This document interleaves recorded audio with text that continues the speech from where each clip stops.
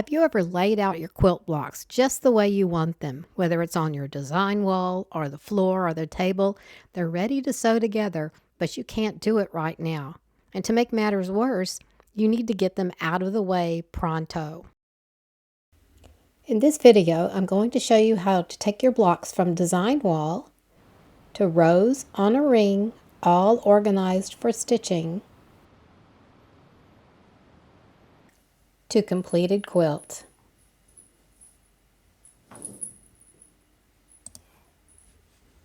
In 2012, I wrote a blog post about using little scraps of paper and straight pins to keep my blocks in order as I removed them from the design wall to piece into a row. Here's a picture of row 6 of the quilt I was working on. The problems with this were, first, the straight pins couldn't easily hold a thick stack of blocks, and the pins stuck me more than a few times. The other problem was the little scraps of paper that were hard to keep track of. Fast forward to a few years ago, and here's what I use today. I made these for myself, but there are options out there for you to make your own. This is 72 quilt blocks, and I've got them separated into rows. First, I'm going to unlock this binder ring. It clips like this so it stays clipped. And here is row 1, row 2, and all the way down to row 9. So 72 blocks, there are 8 blocks in each row, and there are 9 rows. Here's what the little number charms look like. First, we have the safety pin, and get a good strong safety pin. Don't get one that's kind of weak, you can bend it on your own. And this is about 1.5 inches, and in the industry they call it a number 2 pin in the size. Then next we have a jump ring. That's this little thing here. You can get them in the jewelry department. This one's a little bit bigger than normal, I think, but it does the job. It has an opening in the ring here, and you use 2 small pliers to put them together. And then this is just a metal tag. And then the numbers on here, I have them numbered on both sides. And I used the Cricut, and these are vinyl letters that I cut from the Cricut. And I have one on each side, so you never have to flip it over, because if you have it on here, inevitably it's going to flip over to the side that's not numbered. So I'm going to show you some alternatives you can use to the tags and numbering them. Here are the safety pins, the size 2, 1.5 inch. These are called floss bobbins. They're made to hold embroidery floss. And what's good about this is they come with the little ring binder already. There's a package of 28, so that's enough to make 28 numbers. I used 15 numbers, and I found that's just right for me. So just do however many rows you want to number. These are called keychain tags. They're cardboard with a little metal ring around them. They come with the jump ring already attached. They're a little bit larger, but they still work. You can get these at the craft store or at the office supply store. I found these metal dog tags with jump rings at Hobby Lobby. I think they might work pretty good. And finally, you'll need to number your charms. I found these numbers at Hobby Lobby. The numbers on the left are calendar numbers, and they're from 1 through 31. So if you wanted to number both sides, you would need to have 2 sets of those. And the numbers on the right are just single numbers that you'll put them together when you need your 10, 11, 12. So either one of those would work, and you can always use a permanent marker too. In the description below this video, you'll see links to where you can find more information about these supplies. Now let's see how we actually use these. This is our quilt all laid out. All the blocks are laid out how we like them. And I'm just doing these small ones so you can see it more easily. I'm going to start at the top with the top row.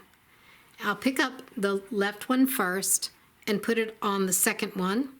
Pick up both of these and put it on the third one. And you do that all the way down. Then I'll take my number. I'm starting with 10 here because I'm using my other numbers.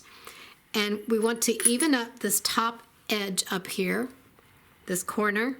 and put the pin through all the layers of the blocks. You want all of them clipped together like that. So now you know that this is row 10 in our case, and this is the upper left-hand side of the row. And it's not going anywhere. All the blocks are going to stay where they belong. And then you just repeat that for all the other rows. 1 goes on 2, and 1 and 2 go on 3, and all the way down the same way. Line up this corner here, take your next number, which in our case is 11, and pin through all the layers. So now you have row 11. Do the same thing with row 12. Take our pin and pin through all layers. So now, even if you drop these or you throw them across the room, they'll still be in the order they need to be in because they're all pinned together at the upper left-hand side. Now, once you have all of your blocks done and you're not ready to sew your rows together, take your binder ring, you put the pin just like this through the binder, and then put the others on too. And they don't have to be in order if you don't want them to be in order. But that's how they're going to go on the binder ring. And then clip it closed. And now you have all of your 3 rows together on the ring, and it's in order. And you can, whenever you're ready, you just pick it up and start sewing your rows together. And that's what we're going to do next.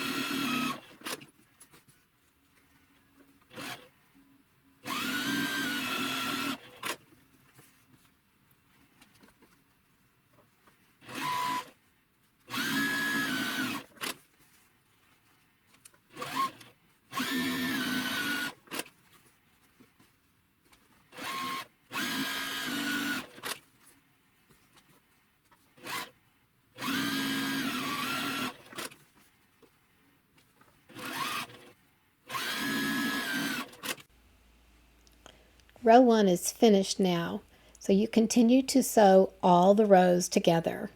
Then after all the rows are together, you can press. I have 2 rows. Normally I just sew all the rows and then I press everything. But I wanted to show you, you don't have to keep these in any kind of order. When I sew my rows together, I like to interlock my seams between the blocks. To do that, I have this little reminder on my ironing board, and it says odd with an arrow pointing to the right. All the odd number rows, I press these seams to the right. So it would be this way, looking at it from the right side, I press it to the right. And then all of the even numbered rows, which this is number 2, I'll press them to the left. That way when I sew the even row to the odd row, these seams between the blocks will interlock. But you can always just go ahead and press all your seams open if that's what you prefer. Usually I'll stitch 2 rows together and then press those 2 rows. So here is row 8 and row 9. And then this, I sewed these 3 together. So this is row 3, 4, and 5, and I'll press these 2 seams. Here is 7, 6, and 7, and this is 1 and 2. This one was 3, and this one 8 and 9 again. Now I'll press all these seams I just sewed because it's easier to press the smaller pieces than it is to press the entire quilt top. I'll press all these together and then I'll just start sewing them together to finish the quilt top, and I'll show you that next.